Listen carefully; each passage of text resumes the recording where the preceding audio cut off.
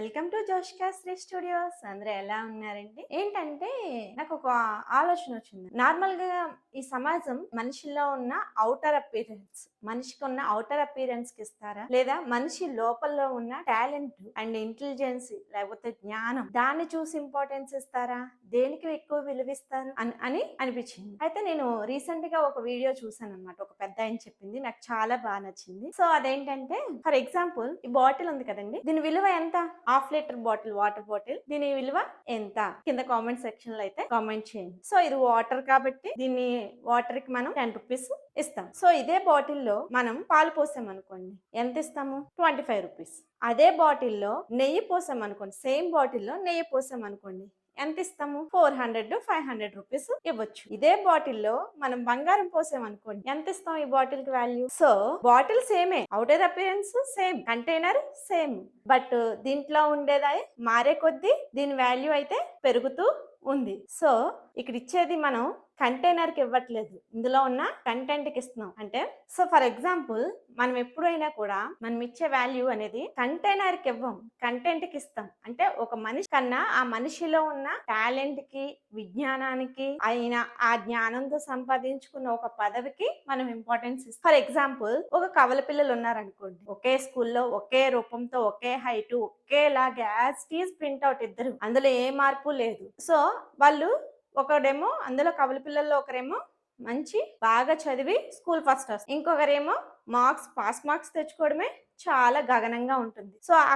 Class లో కానీ, ఆ స్కూల్లో కానీ, టీచర్స్ కానీ, ఫ్రెండ్స్ కానీ, ఈవెన్ తల్లిదండ్రులు కానీ ఎవరికి ఎక్కువ ప్రిఫరెన్స్ ఇవ్వడానికి ఇష్టపడతారు?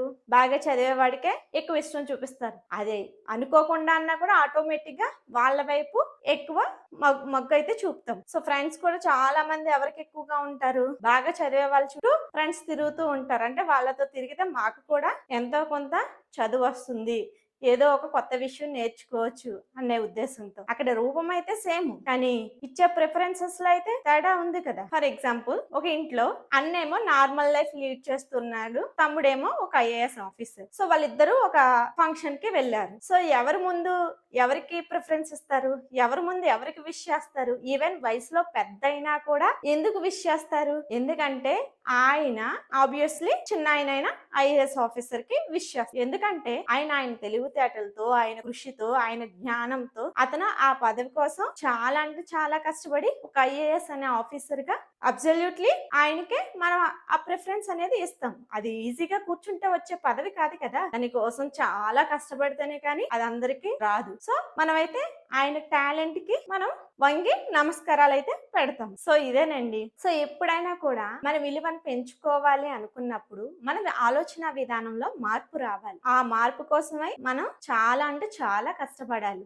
మనం ఎంతవరకు ఇవ్వగలమో అంతవరకు కూడా పరిపూర్ణమైన ఏదైనా సాధించాలి అనే తత్వం అయితే మనకి ఉండాలి. మనం ఎంతవరకు ఇవ్వగలమో అంత పరిపూర్ణత అయితే ఆ చేసే పనికి ఇవ్వాలి. అలా ఇచ్చినట్లయితే ఖచ్చితంగా ఏదో ఒక పనిలో, అది ఐఏఎస్ ఆఫీసర్ అవ్వాలనో లేకపోతే పెద్ద బిజినెస్ మ్యాన్ అవ్వాలనో నేనైతే చెప్పను. ఒక్కొక్కరికి ఒక శక్తి ఉంటుంది, కానీ కొద్దిమంది దాన్ని ఐడెంటిఫై చేస్తారు, కొద్దిమంది దాన్ని ఐడెంటిఫై చేయరు. కొద్దిమంది వాళ్ళ టాలెంట్ ప్రూవ్ చేసుకోవాలని ప్రయత్నిస్తారు, కొద్దిమంది ఎందుకులే డైలీ మన లైఫ్ అలా సాగిపోతుంది కదా, ఎందుకు వచ్చింది, మనం ఏం చేయగలం ఈ వయసులో అని అక్కడితోనే ఆగిపోతారు. సో అది ఎవరైనా, ఈవెన్ ఇంట్లో హోమ్ మేకర్ గా ఉన్న ఆడవాళ్ళు కూడా ఎందుకు పిల్లల్ని చూసుకోవాలి, భర్తను చూసుకోవాలి, నేనేం చేయగలను, నేనేమీ చేయలేనని అక్కడితో అలాగే ఆగిపోతారు. ఏదో సాధించేయాలి అంటే ఏదో విజయాలే సాధించాల్సిన అవసరం లేదు. ఉన్న మెట్టి కన్నా రెండో మెట్టు ఎక్కాలి. సో మొదటి మెట్టి కన్నా రెండో మెట్టు ఎక్కినప్పుడు మన స్థాయి, మన ప్లేసు అన్ని మారినట్టే కదండి. సో 10 మెట్లు ఎక్కి 10 మెట్లు అంత హైట్ అవ్వాల్సిన అవసరం లేదు. కనీసం ఉన్న ప్లేస్ నుండి పక్కకి జరిగి కొంచెం ఉన్నత స్థాయిలోకి వస్తే, ఒక గుర్తింపు వస్తే అదే చాలు. చాలా మంది నార్మల్ లైఫ్ జరిగిపోతుంది కదా, ఎందుకు వచ్చింది మనకి అనవసరంగా అని చెప్పి అక్కడితోనే ఆగిపోతున్నారు. వాళ్ళు తలుచుకుంటే ఖచ్చితంగా ఆ ఉన్న ప్లేస్ కన్నా బెటర్ ప్లేస్ కి అయితే రీచ్ అవ్వగలరని నా అభిప్రాయం. సో ఎప్పుడైనా కూడా మన ఆలోచన విధానం, మనకున్న టాలెంట్ ని మనం గుర్తించి కొంచెం దాన్ని ఉన్నత స్థాయిలోకి తీసుకురావడానికి ట్రై చేసామే అనుకోండి, ఖచ్చితంగా మన విలువ మారుతుంది, మన లైఫ్ మారుతుంది. సో కంటెంట్ నచ్చినట్లయితే వీడియోని లైక్ చేయండి, షేర్ చేయండి, అండ్ కొత్తగా చూస్తున్న వాళ్ళైతే సబ్స్క్రైబ్ చేసుకోండి. మళ్ళీ కొత్త కంటెంట్ తో కలుసుకుందాం. Until then bye bye. Thank you all.